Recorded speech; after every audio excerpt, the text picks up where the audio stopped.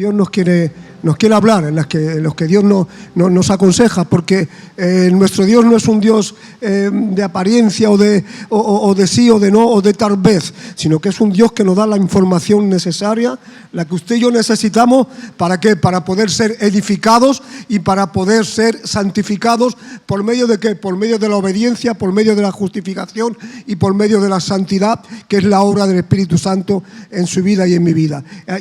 Y el texto se encuentra, ya lo he dicho, en Romanos 13, del 8 al 14, pero está dividido en dos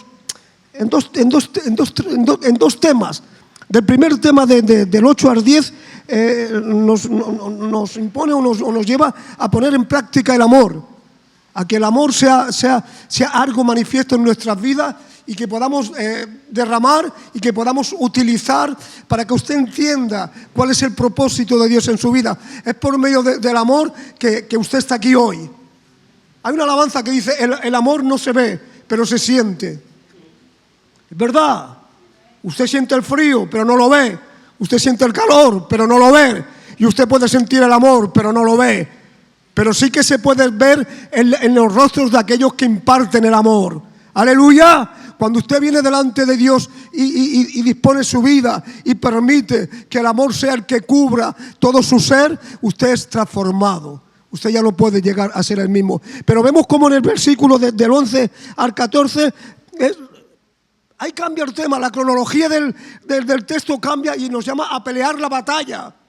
Es diferente porque, claro, el cristiano no puede permanecer impasible. El cristiano no puede permanecer ahí estático, no. El cristiano en todo tiempo tiene que entender que Dios nos ha llamado a una lucha interna y a una lucha externa. Pienso que la interna es mucho más grande que la externa, porque la interna es la lucha consigo mismo, conmigo mismo, entendiendo de que hay un plan de Dios, hay un propósito que por medio de esa lucha interna tengo que llegar a cabo. Exteriormente tengo que dar testimonio, exteriormente mi vida tiene que ser una vida santa, una vida edificante y una vida de obediencia. Es verdad, pero es interior. O sea, el amor es interno. Lo manifiesto internamente, externamente, ¿cómo? Amando. ¿Amando a quién? Amando a mis hermanos. ¿Amando a quién? Al prójimo. Señor, ¿cómo puedo amar al prójimo? Puedes amar al prójimo teniendo piedad, teniendo compasión y entendiendo que Dios nos ha mandado, nos ha dado ese mandamiento de amar al prójimo. Dice la palabra, dice, el prójimo en términos generales es una persona que está cerca de nosotros y por lo tanto merece nuestro amor y cuidado. Amén. Lo vuelvo a leer. El prójimo en términos generales es una persona que está cerca de nosotros y por tanto merece nuestro amor y cuidado. Según la Biblia, el prójimo es cualquier persona que necesita nuestra ayuda sin importar su origen, religión o estatus. Yo tengo que amar a todos, no importarme su origen, no importarme de dónde es, no importarme lo que es, no importarme lo que tiene, sino que la palabra me dice que amarás a tu prójimo como a ti mismo. ¡Aleluya! Luego tenemos que estar ahí, cimentados en la obediencia y en la santidad de la palabra de Dios. La palabra que viene iluminando nuestro entendimiento y nos viene guiando y nos viene llevando a eso, ¿a qué? A la obediencia. Amén. Y vemos como en el versículo 8, entro en el tema, dice: no debáis a nadie nada, sino el amar unos a otros, porque el que ama al prójimo ha cumplido la ley. Amén. ¿Por qué ha cumplido la ley? Porque me dice la ley que amarás a tu prójimo como a ti mismo. Amén. Luego, cuando amo al prójimo estoy cumpliendo la ley. La ley que es ese mandamiento que me dice: haz esto y vivirás. O sea, es verdad que es un orden meritorio, ¿verdad? Es un orden en el que me dice que por obediencia obtendré la vida y podré estar ahí delante de Dios. No es así como la gracia. La gracia me dice: todo está hecho, no hace falta, todo lo está hecho. ¿Por qué? Porque yo ocupé tu lugar en la cruz. Amén. Pero la ley no. La ley me dice: amarás a tu prójimo como a ti mismo. Y vemos como por el medio de esa palabra, de ese mandamiento, se cumple en nosotros la ley. La ley la cumplimos cuando obedecemos a lo que la palabra nos manda. Y vemos cómo el apóstol Pablo cita 5 mandamientos, pero el más importante, los otros son meritorios, orden marital, ¿verdad? Pero el más importante es: amarás a tu prójimo. De cara a nosotros, al pueblo, de cara a aquellos que hemos creído, de cara a aquellos que hemos pasado de muerte a vida, de cara a aquellos que hemos sido santificados, aquellos que por medio de la gracia hemos sido alcanzados y ahora la vida de Dios mora en nosotros y podemos ser fieles, podemos ser útiles. Amén. Porque Dios no ha llamado a cualquiera para que se siente y escuche un mensaje y no obedezca. Amén. ¿Cuánta gente hay que va a las iglesias, a los cultos? Esta mañana hablaba con un siervo de Dios, un hombre con mucho conocimiento, un teólogo, y precisamente hablábamos del tema. ¿Cuánta gente se piensa que por ir a la iglesia ya está todo hecho? ¡Qué pena! Y vienen a la iglesia y cogen al cristiano que han colgado antes de salir, cuando han salido, y se lo ponen y se vuelven cristianos. Y son los mejores. Y cuando se van, cuando ha acabado el culto, se quitan el cristiano y lo vuelven a colgar en la iglesia. Y luego fuera son como cualquiera. Como cualquiera, son religiosos. Son gente que no ha nacido de nuevo. Pero mire usted, el haber nacido de nuevo, el haber conocido a Dios implica una relación, implica coinonía, implica santidad con Dios y con el Espíritu Santo, no implica cualquier cosa. Usted no puede estar ahí congregándose y no conocer a Dios. Usted puede conocer las Escrituras, pero es más importante conocer al Dios de las Escrituras.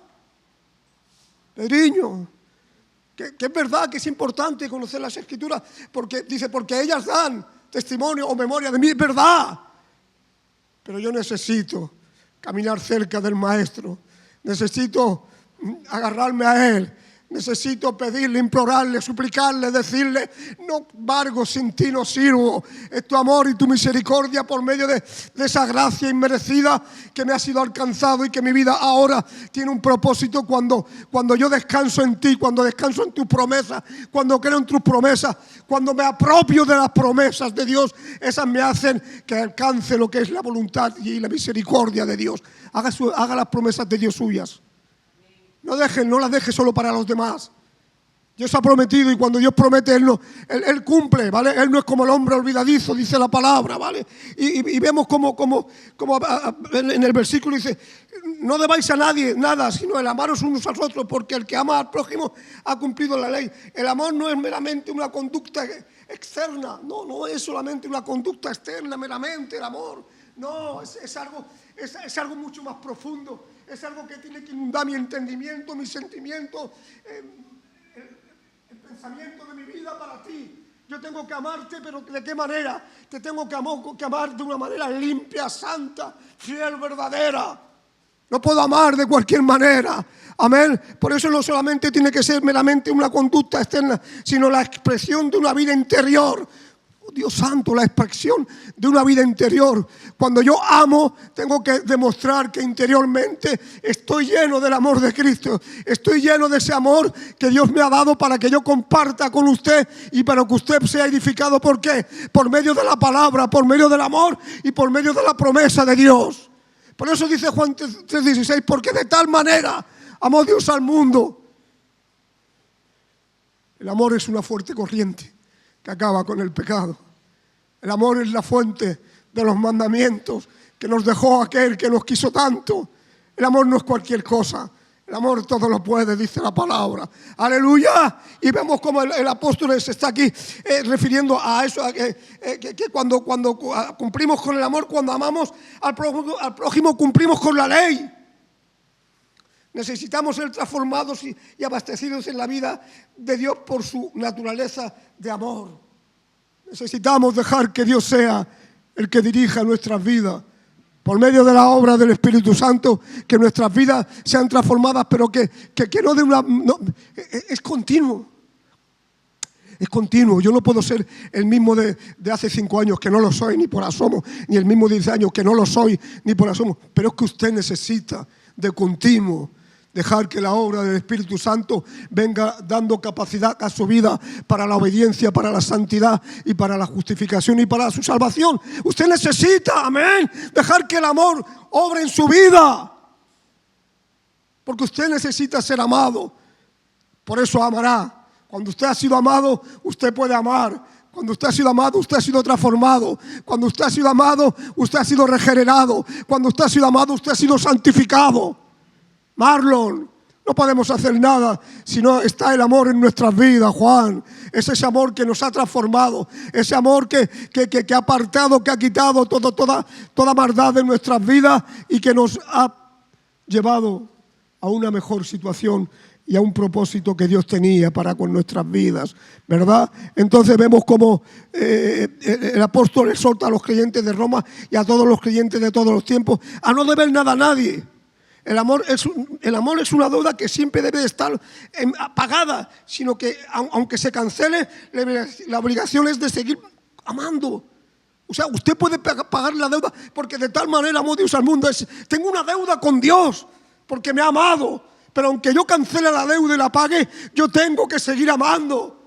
Yo no puedo decir, vale, ya está hecho, he pagado mi deuda, he obedecido, me he santificado, le he dado a Dios lo que Él me ha pedido. Ahora ya no hay deuda en mí, ahora ya no necesito arrepentimiento, ahora ya no necesito lo que es la fidelidad, porque yo he pagado mi deuda. No, el amor nunca deja de ser pagado. El amor de continuo tenemos que estar ahí, sabiendo, entendiendo que es una deuda que tenemos pendiente todos los días de nuestras vidas. Amén. Es ese amor que transformó a Pedro. Es ese amor que, como ha dicho el hermano, ese Pedro que al principio hablaba de parte del Espíritu y ese Pedro que al mismo tiempo se dejó llevar por la carne, por la carnalidad y lo negó. Y es ese Pedro que luego tuvo que llorar amargamente cuando se dio cuenta de que había fracasado, de que no había dado la talla. Amén. Pero ¿qué pasó? Que Dios aplicó el amor en la vida de Pedro. ¿Y qué le dices? Decirle a Pedro que venga. Pedro que está avergonzado, Pedro que ha llorado, Pedro que lo ha negado, Pedro que ha dicho antes que cante el gallo 3 veces. Por cierto, no había ningún gallo en Israel. Eso es una tergiversación de la palabra. No habían gallos en Israel. El gallo era una guardia que se cambiaba, creo que era a las 3 de la mañana, y formaban jaleo y la gente pues se despertaba y decía, pero no habían gallos, está prohibido. El gallo es un animal inmundo en la Biblia y estaban prohibidos los gallos en Israel. Pero se usa de esa metáfora del gallo. Dice, antes de que el gallo cante 3 veces. Amén. La razón es que el que ama al prójimo, al otro que es diferente a uno mismo, va cumpliendo en la medida de lo posible lo que es la ley. O sea, cuando yo amo al prójimo, al otro que es diferente a mí, este no, que este es fulano, que este es gitano, como yo, que este es gitano, yo soy gitano, que este es gitano, a este no. Cuidado con los gitanos que forman un estereotipo del gitano, ¿vale? Y piensan que todos los gitanos somos navajeros, que todos los gitanos somos peligrosos, que no. No el gitano, cualquiera. Tengo que amar a alguien que es diferente, que no es como yo. No, como es tal, pues a este no lo amo. Que no es así, hermanos. Que en el propósito de Dios está el que nos amemos, está el que nos perdonemos, está el que nos reconciliemos. Pero el amarnos y el reconciliarnos no es cualquier cosa, es una forma de acercarnos a Dios y permitir que Dios sea el que obre en nuestras vidas y el que nos dirija y el que nos ilumine por medio de la palabra y por medio de la obra del Espíritu Santo. ¿Entiende usted? Digan amén.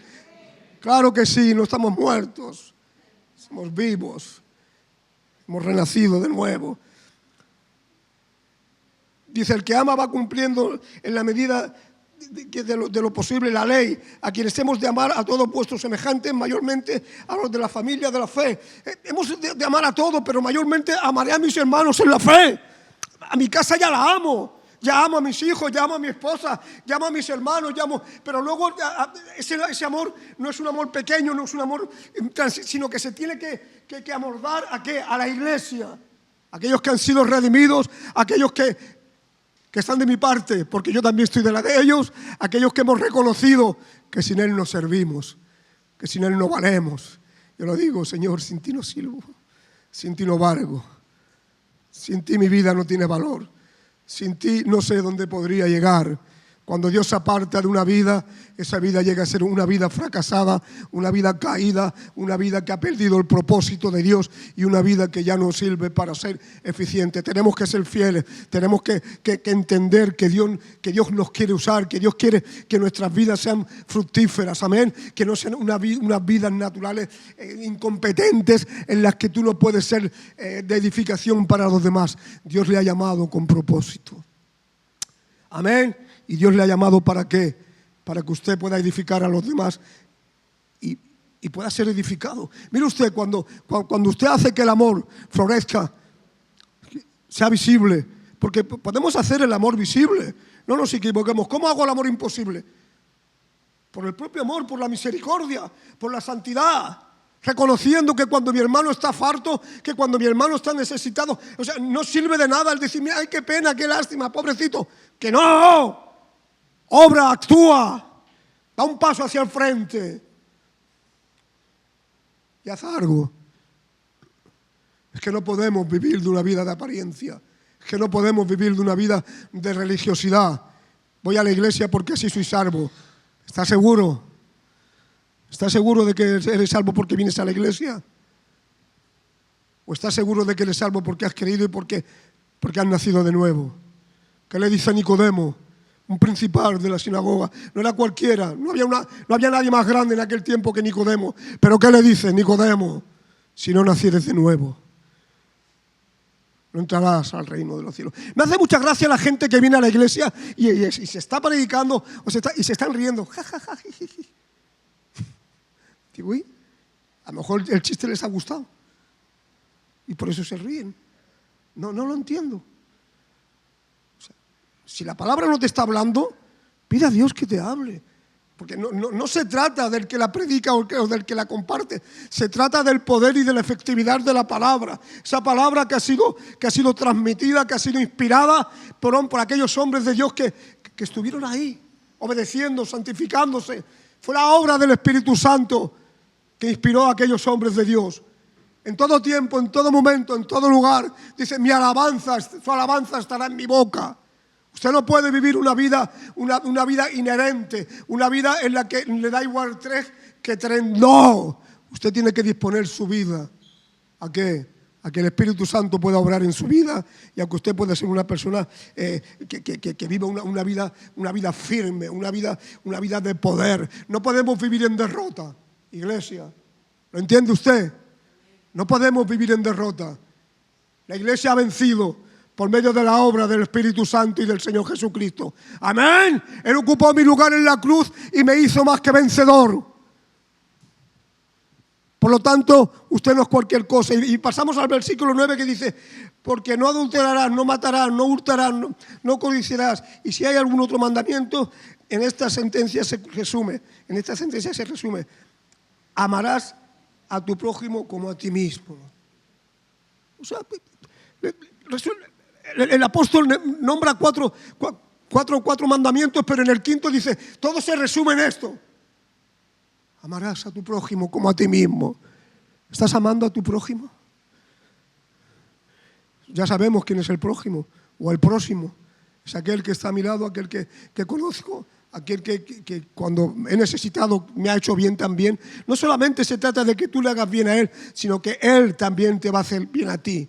Amén. Pero ¿qué pasa? Que tienes que dejar que el trato de Dios, que el propósito de Dios florezca en tu vida y se haga fuerte. Amén. Para poder ser fieles, para poder ser de edificación a los demás, tenemos que dejar que la palabra florezca en nuestras vidas. Amén. Es verdad que vino y metió la mano en la higuera y la maldijo porque no había higos, no sacó higos y la maldijo. Pero es que le digo algo. Es que no era tiempo de higos. Es que no tenía que haber higos. Pero aquí Cristo te está dando una enseñanza. En todo tiempo, en todo momento, en todo lugar, usted tiene que dar frutos. Amén. Usted no puede caminar como aquellos que no conocen a Dios. Usted tiene que entender que el propósito de Dios es el propósito de eternidad, de santidad. No es de cualquier manera, y de glorificación, que es el estado final de la iglesia, que cuando partiremos y estaremos juntamente con Él. Amén. Uno de los escribas se le acercó y lo oyó discutiendo. ¿Qué les había respondido bien? Le preguntó, ¿cuál es el primer mandamiento de todos? O sea, dice que él se acerca en Marcos 12, 28 al 31, dice, y uno de los escribas se acercó y le oyó discutiendo, y viendo que les había respondido bien, le preguntó, ¿cuál es el primer mandamiento de todos? Jesús le respondió, el primero es, oye Israel, el Señor nuestro Dios, un solo Señor es. Amén. O sea, vemos cómo sigue dando la enseñanza y cuando le preguntan cuál es el primer mandamiento, le dice, oye Israel, el Señor tu Dios, un solo Dios es. Aleluya. Y vemos como nuestro Dios es un Dios que obra, no es un Dios como dicen como por ejemplo los indios que tienen 40 dioses, que tienen, pues no, nuestro Dios es un solo Dios. Aunque es 3 en 1, como hablaba con esta mañana, es 3 en 1, pero es 1 en 3. No son 3 dioses. Es el Dios encarnado, el Dios que se ha hecho hombre, el Dios que ha ocupado mi lugar, el Dios que ha pagado mi deuda, el Dios que me ha perdonado, que me ha santificado, que ha derramado su sangre, porque decía que sin derramamiento de sangre no hay remisión de pecados. O sea, tenía que haber una víctima, un cordero que ocupase mi lugar en la cruz por medio de ese derramamiento de sangre. No era de cualquier manera. Aleluya. Y vemos como hay, dice, y amarás al Señor tu Dios con todo tu corazón, con toda tu alma y con toda tu mente y con todas tus fuerzas, en el versículo 30. Pero ¿cómo puedo hacerlo? ¿Cómo puedo amar con toda mi fuerza, con toda mi mente, con todo mi corazón? Rindiéndote. Ríndete. Deja que Dios obre en tu vida. Deja que el Espíritu Santo obre en tu vida. Deja que Él sea el que gobierne tu vida. Deja que Él sea el que dirija tus pasos. Deja que Él sea el que ilumine tu mente, tu entendimiento. Si no, no vas a poder. Porque si a veces nos cuesta amar a los que conocemos, a los que están a nuestro lado, porque es así, porque vivimos en un cuerpo de muerte que nos arrastra a hacer el mal. Pero si nos rendimos a Dios, si le decimos, heme aquí, Señor, envíame a mí, si dejamos que Él sea el que obre, nada imposible para Dios. Y se cumple el mandamiento y se cumple lo que es el propósito de Dios, ¿vale? En Mateo 22:40 dice, y estos 2 mandamientos dependen todo de la ley y de los profetas. O sea, todo dependía de la ley y de los profetas. Aleluya. Y vemos y seguimos adelante y dice, tanto el mandamiento de amar a Dios como el mandamiento de amar al hombre tiene que ver con el amor y el espíritu de los mandamientos de Dios es el amor. Tienen que ver con el amor y el espíritu de los mandamientos de Dios es el amor. Es el amor. Es que cuando Dios lo hace todo por amor. Dios no obra de cualquier manera. Es que cuando Dios se despoja de sí mismo, cuando no valora como cosa alguna que aferrarse, sino que se despoja de su majestad, de lo que es, del Dios de la gloria, todo lo hace por amor. Amén. No lo hace para exhibirse, para decir, ves, como yo soy más bueno que vosotros, pues ahora me despojo de todo y me doy a conocer a vosotros, pero siendo hombre y no siendo Dios. Pero es que Dios tenía que vencer. Es que la palabra decía que tenía que vencer como hombre y no como Dios. Es que no podía vencer como Dios. Porque entonces era una trampa, no era una lucha, no era una lucha concreta, no era una lucha verdadera, porque luchabas con ventaja. Le digo algo, en Dios las ventajas no valen. Dios lo va a fortalecer, lo va a capacitar, lo va a iluminar, pero luego está su parte, su esfuerzo, lo que usted tiene que aportar. Porque lo que Dios ha hecho, lo ha hecho Él. Ahora está en usted lo que usted tiene que hacer. No quiera que Dios haga lo que usted tiene que hacer. No. Usted tiene que obedecer. Usted se tiene que santificar. Usted tiene que venir delante de Dios. Tiene que reconocer. Reconozca cuál es su estado. Reconozca qué es iglesia. Porque si no, no podemos hacer nada. El amor no hace mal al prójimo. Así que el cumplimiento de la ley es el amor. Claro, está en el versículo 10.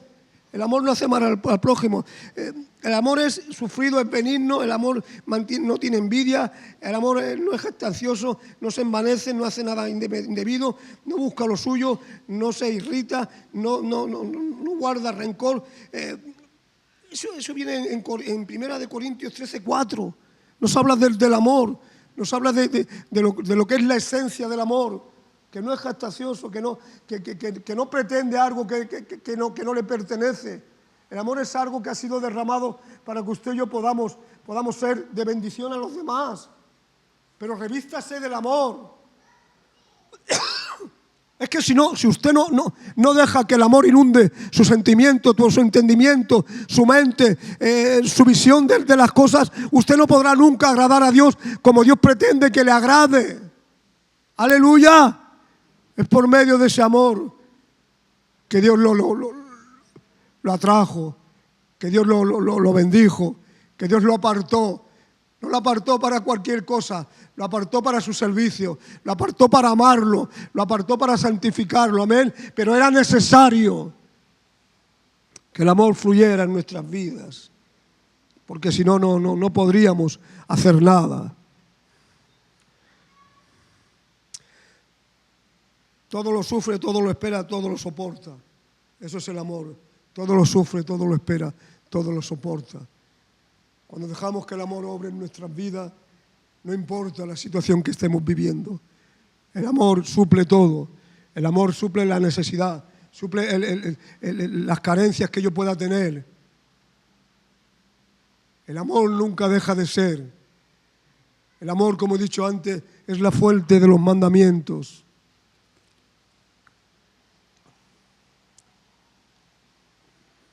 ¿De quién? De aquel que los amó tanto. El amor no deja de ser nunca. El amor siempre obra en un sentido de que te capacita, te atrae, levanta vallado, te rodea y no deja que la obra del enemigo pueda destruir tu vida. No, a veces ni aún en el partir, ni aún en la enfermedad, ni aún en la necesidad, el enemigo puede con el amor de Dios. Amén. Es que no puede. Lo que pasa es que tenemos que entender que en el amor de Dios está la permisividad también de las cosas naturales o de todo aquello que ha de ocurrir.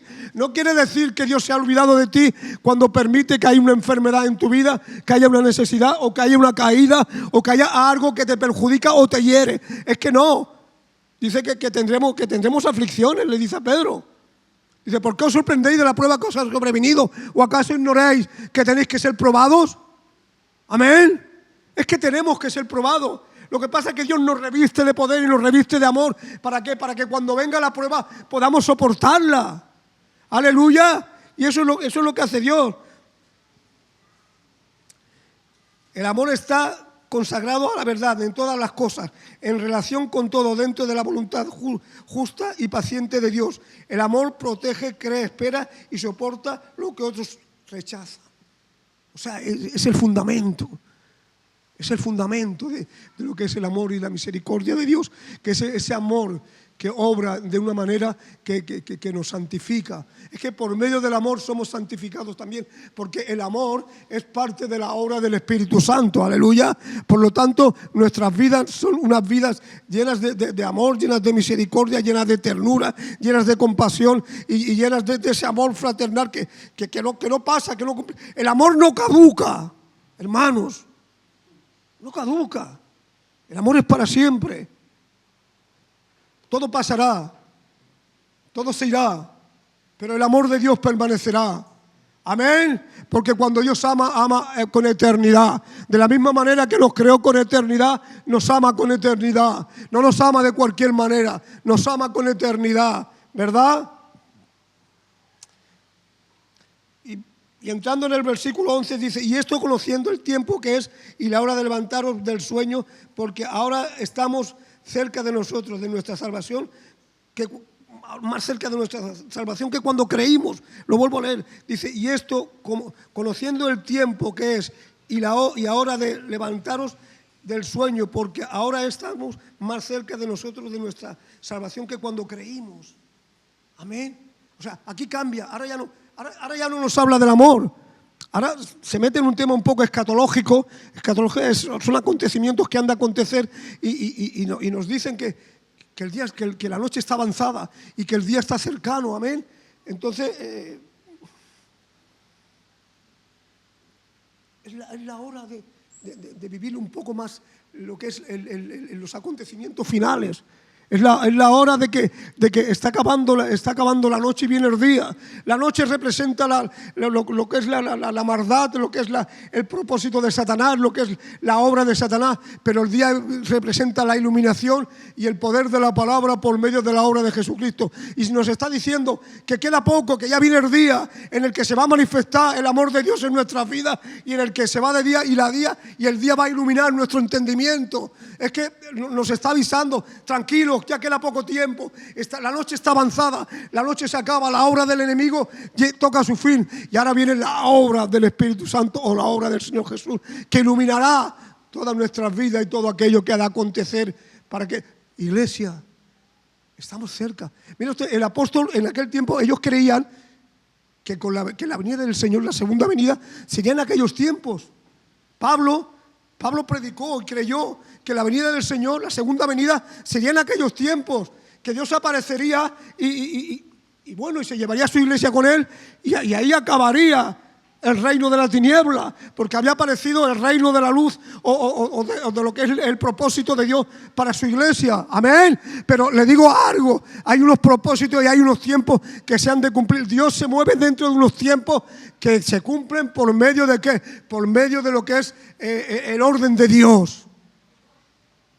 Porque Dios necesita cumplir sus tiempos. Porque dice Pedro, el Señor no retiene su venida como algunos la tienen por tardanza, sino que es paciente para con nosotros, no queriendo que ninguno se pierda, sino que todos procedan al arrepentimiento. Luego hay un tiempo establecido en el que Dios aparecerá, pero mientras el Señor está ahí, y no es que tarde, es que su paciencia, la gran paciencia de Dios, como lo denomina la Biblia, es una paciencia de amor, de misericordia y de compasión. Por eso él dice, ahí estoy, espérate, tranquilo, que no es que yo quiera tardar, que no es que yo me haga de rogar, sino que pretendo que por medio de esa tardanza todo el mundo venga al arrepentimiento. El máximo número posible de gente lo conozca. Por eso dice, el Señor no retiene su venida como algunos la tienen por tardanza.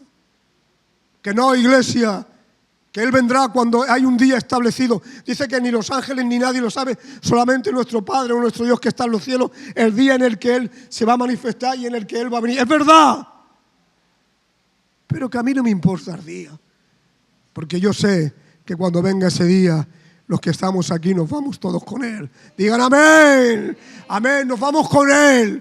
No nos quedamos aquí. A Dios no le importa mi perfección porque no la tengo. A Dios no le importa mi fortaleza porque soy débil. A Dios no le importa la actitud que yo pueda tener de indiferencia porque Él es fiel. Amén. Por lo tanto, cuando usted falla, cuando usted cae, cuando no llega, cuando se ha debilitado, cuando ya no puede más, viene el apóstol Pablo y le aconseja y le dice, miserable de mí, ¿quién me librará de este cuerpo de muerte? ¿Quién? El gran Pablo. O sea, no es cualquiera, no es un neófito, no es uno más de los apóstoles. Quitando al Señor Jesús, no hubo otro apóstol más grande que Pablo. No hubo otro hombre con más discernimiento, con más revelación y con más autoridad. ¡Aleluya! Y fue probado en todo. En naufragio, en enfermedades, en cárceles, en escasez, en todo. Pero ¿qué pasó? Que él sabía en quién había creído. Iglesia, ¿sabes en quién has creído? ¿Lo sabes? ¿Sabes que tienes que ser probado? ¿Lo sabes? Pero sabes que Dios está ahí. Yanelis siempre está. Él siempre está. Y cuando creemos o pensamos que Él no está, que no, en todo tiempo, en todo momento, aún en los 400 años de silencio, de ausencia, Él estaba. Dice, y como no había Dios en Israel, cada uno hacía, en Deuteronomio creo que está, cada uno hacía lo que bien le parecía. Pero ¿qué les pasó? Durante 70 años no dejaron la tierra en barbecho, no dejaron que al séptimo año la tierra reposarse o descansarse. ¿Qué les pasó? 430 años o 490 años, no me acuerdo bien ahora, de cautiverio. ¿Pero por qué? Por causa de la desobediencia. Amén. Y cuando se cumplió el tiempo, Daniel dice que investigó los tiempos para ver cuándo se acababa, ¿vale?, la deportación o el cautiverio del pueblo. Nosotros lo hemos pasado por ese trance. Nosotros es verdad que hubo un tiempo en el que nuestras vidas estaban apartadas de Dios, en las que nuestras vidas ya no podían acercarse a Dios porque estábamos muertos en delitos y pecados, lo dice la Biblia, lo dice la palabra. Pero ¿qué pasó? Que Dios dice en Efesios 2:8, porque por gracia sois salvos por medio de la fe, y esto no es de vosotros, pues es don de Dios. Tuvo Dios que derramar esa gracia inmerecida, ese favor que no merezco. ¿Para qué? Para que yo pudiera ser salvo. Aleluya. Y vemos como volviendo al tema, dice este versículo, como bien advierte, Trenchard tiene un marcado tiempo escatológico. O sea, en lo del tiempo, en el que el tiempo se ha cumplido, en el que tiempo. Trenchard, un gran teólogo, Ernesto Trenchard, advierte, dice, cuidado, esto es escatología, esto ya no es del amor o de la concupiscencia, no, esto ya es escatología, es algo que viene de más adelante, que no es ahora, que es algo que se ha de cumplir. Amén. Luego nuestras vidas tienen que estar siempre, pues eso, ¿no?, cimentadas en qué, en la obediencia, en el amor y en la santidad, ¿no? El apóstol comienza el versículo con y esto, como si dijese o exhortarse que os dirijo a un sistema que mayormente con urgencia, sino que nos percatamos del movimiento al cual literal del tiempo, es un movimiento literal del tiempo. O sea, el apóstol nos advierte, tranquilos. Y esto se está refiriendo al tiempo. En ese tiempo, en ese momento, en esa franja horaria, será cuando acontecerán las cosas. Aleluya. Recordemos que Pablo, como toda la iglesia primitiva, vivía en la expectatividad de la segunda, estaban expectantes de la segunda venida del Señor Jesús. Pensaban que vendría en ese tiempo, como antes he dicho, pero que no era así. Que ni aún sabemos si los que estamos aquí seremos arrebatados o dormiremos. No lo sabemos, pero sea que seamos arrebatados o sea que dormiremos, el Señor está con nosotros.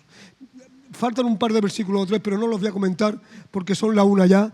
Y bueno, yo pienso que lo que yo quería compartir, que lo que Dios quería que compartiese, ya lo he compartido. Amén. Hay más temas, hay más versículos, me he tirado toda la semana buscando temas, está mirando en unos cuantos teólogos, está mirando en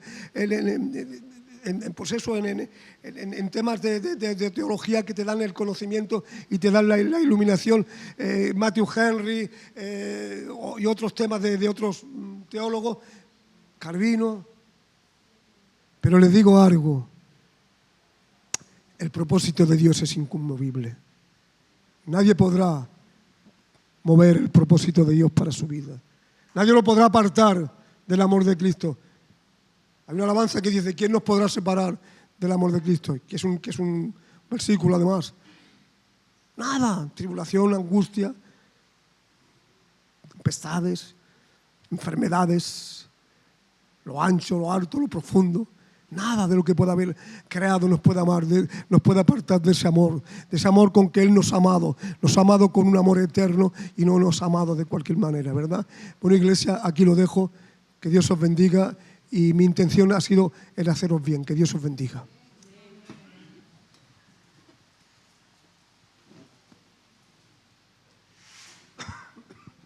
Gracias, José Luis. Terminamos esta mañana bendiciéndonos unos a otros. Y estaba reflexionando sobre el texto en la predicación de José Luis. Y nosotros estamos seguros de dónde vamos. Amén. Los que hemos depositado nuestra fe en Jesús, sabemos que la vida aquí es pasajera. Tendrá su fin. La noche se está acabando y se acerca el día en que Jesús vendrá a por su iglesia. Y esa es nuestra esperanza. Maranata, Señor, ven pronto. Amén. Y esa convicción de futuro nos tiene que cambiar nuestro presente. ¿Sí? Nosotros sabiendo hacia dónde vamos, tenemos que vivir de una manera diferente, amándonos unos a otros. Me encanta esa palabra de que no tenemos que tener deudas unos con otros, a menos que sea la deuda de amarnos los unos a los otros. Yo tengo una deuda que la tengo que hacia Dios y la tengo que pagar con mi iglesia, amándoos. Y vosotros igual. Hay una deuda que no podemos pagar, pero que nos debemos amor unos a otros. ¿Sí? Iglesia, si aún tienes fuerzas, te invito a que te pongas en pie. Vamos a terminar este tiempo dando gracias al Señor. Si ya no te suda la mano o te atreves, coge al de al lado, pone la mano así al que está a tu lado, dale un abrazo y vamos a bendecirnos en esta mañana. Señor, gracias. Gracias, Señor, porque nos has unido en una misma familia, Señor. Señor, la vida de tu Hijo Jesús ha comprado, Señor, la libertad, la salvación de diferentes personas, de diferentes países, de diferentes lugares,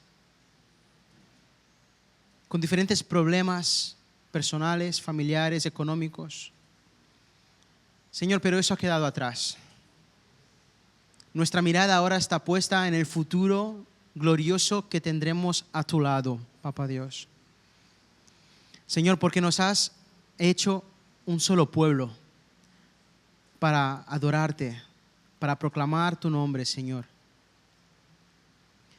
Señor, y en esta mañana te damos las gracias por habernos visitado, por haber estado en medio de nosotros, porque ahí donde están 2, 3, 4, 5, 50, recordando a Jesús, ahí tú te haces presente, Señor. Gracias por haberte hecho presente en esta mañana. Señor, gracias porque a través de esta palabra nos recuerdas, Señor, que tenemos una deuda los unos a los otros. Y no es una deuda económica, no tiene que serlo, Señor. Tenemos que cuidarnos unos a otros, amarnos unos a otros, ayudarnos unos a otros, Señor. Pero tenemos una deuda, Señor, de amarnos unos a los otros. Señor, pon en nuestro corazón, Espíritu Santo, ese convencimiento, Señor, de que al que mucho se le perdona, como a mí, todos los pecados que tú me has perdonado, me sigues perdonando, Señor, y aún voy a seguir pecando porque soy así de débil, Señor, pero te voy a pedir perdón y me vas a perdonar. Como sé que soy pecador y que tú me perdonas, Señor, y tengo una deuda de amor hacia los demás. Señor, y sé que mis hermanos me entienden, Señor, y también comparten esa misma deuda de amor, Señor, porque también han sido perdonados por ti, Señor Jesús. Señor, transforma nuestro corazón, transforma nuestra manera de pensar. Quita nuestro egoísmo, Señor. Queremos dejar de pensar en nosotros mismos, en primero nuestras necesidades, nuestros planes, nuestros quehaceres, Señor. Empezar a pensar en los demás, porque esto es lo que hiciste tú. Te despojaste de toda tu gloria, Señor, pensando en nosotros, en salvarnos a nosotros. Señor, nos bendecimos unos a otros, nos amamos unos a otros, Señor. Te rogamos que tu amor inunde nuestros corazones. Señor, que tú nos muevas a misericordia, Señor, para, como decíamos en esta mañana, ayudarnos. Que nuestros jóvenes se vayan de campamentos. Señor, que a las familias más necesitadas de la iglesia no les falte de nada, Señor. Señor, que tu provisión, Señor, llegue a cada familia de la iglesia, Señor, y más allá.